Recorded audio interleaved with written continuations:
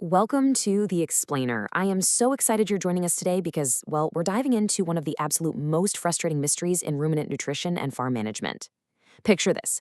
You open a fresh section of the silage pit. The color is absolutely spot on. It smells pleasant. There's no obvious mold anywhere. By all accounts, it looks perfect. But then, a couple of days later, you start noticing something really troubling. Your herd's milk production gets inconsistent. Refusals are creeping up. The cows just aren't performing the way they should be. And this brings us to a massive paradox. Why does visually perfect silage cause a sudden drop in milk production? It's the million-dollar question, isn't it? Why does good-looking silage reduce performance? I mean, if our eyes and our noses are telling us the feed is high quality, why is the data coming out of the milking parlor telling us the exact opposite?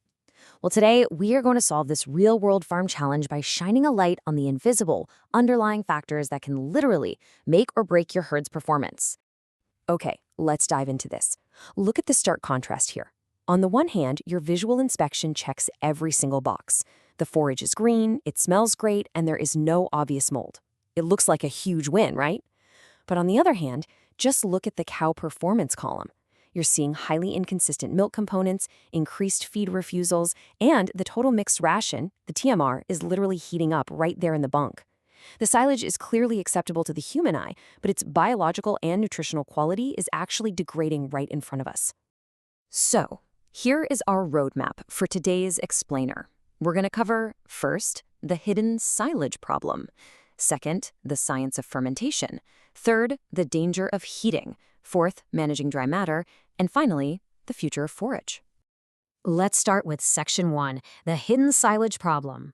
The hard truth we have to face is that a silage pit can look perfectly normal to us, while its biological quality is actually rapidly declining just beneath the surface.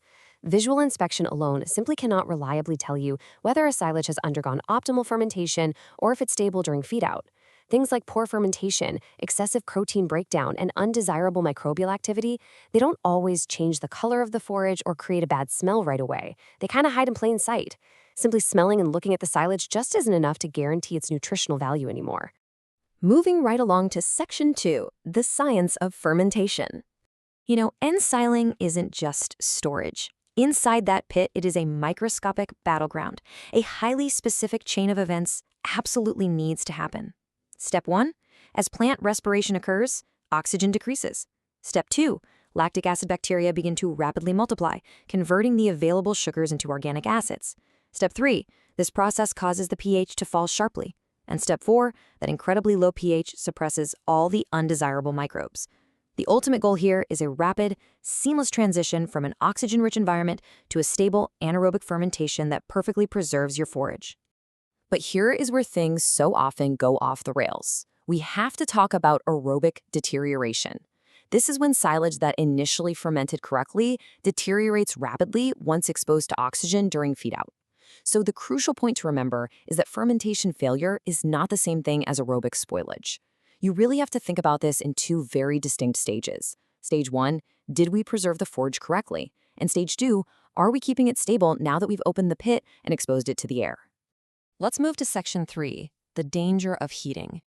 When oxygen enters the silage face, it acts as an invisible enemy. Actually, scratch that. It's not just air. It's a massive wake-up call for microbes. First, the oxygen enters. Second, dormant yeasts and molds suddenly become active again. Third, and this is the really shocking part, these microbes start physically consuming the nutrients in the silage. Finally, Step 4, as a direct byproduct of eating those precious nutrients, heat is produced, and the temperature of your silage spikes. What the data shows us is that we absolutely have to change how we think about warm feed. A heating silage is not simply a bit warm. It literally means valuable nutrients are being lost into thin air. Every single degree of heat generated is a direct byproduct of nutrient destruction. The microbes are literally eating the energy that should have gone into making milk. We have to stop brushing off warm silage. Section 4, managing dry matter. Now, what's really interesting about this is how drastically a seemingly small number shifts everything. Suppose you formulate a ration assuming your silage is at 40% dry matter. But as you move through the clamp, the actual silage you're feeding drops to 34% dry matter. You are no longer feeding the ration you carefully formulated. The cows are receiving considerably more water and a lot less actual nutrient-dense dry matter per kilogram of feed. This immediately throws off dry matter intake, ration consistency, and ultimately milk production. Silage dry matter is a crucial ration management variable, not just some static number on a lab report. So, what should you actually measure to avoid all this? Well, visual inspection is just one tool. You really need a diagnostic toolkit. Measuring dry matter tells you about nutrient concentration and feeding consistency. Checking the pH reveals your fermentation endpoint. Analyzing acetic acid gives you vital clues about aerobic stability. And monitoring temperature is your primary indicator of aerobic deterioration. By combining these specific measurements, you get a true biological picture of your silage's overall health. And of course, you need to match these measurements with your on-farm observations. If the silage is heating rapidly, you're looking at aerobic instability. A strong butyric smell, think rancid butter or bad gym socks, points straight to undesirable fermentation. Large dry matter variation means totally inconsistent forage feeding. And if the TMR is heating in the bunk after mixing, you have a major issue with poor aerobic stability. These warning signs shouldn't be ignored. They should trigger an immediate investigation beyond just what you can casually see and smell. To stay ahead of the game, follow this highly actionable farm silage checklist. First, measure dry matter regularly. Never, ever assume yesterday's dry matter is today's. Second, maintain a clean, dense silage face to minimize oxygen penetration. Third, make sure you remove enough silage daily so the face advances faster than the air can penetrate. Fourth, use an actual thermometer. Let's be real, human hands are absolutely terrible at judging quantitative temperature. And lastly, carefully monitor your TMR for heating. And finally, Section 5, the future of forage. The incredibly exciting news is that we are shifting from manual testing to some truly revolutionary continuous monitoring technologies.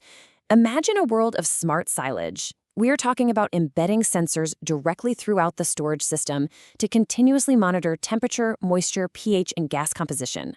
Add to that computer vision, where cameras monitor the exposed silage face for color changes and structural consistency, instantly creating a spoilage risk map.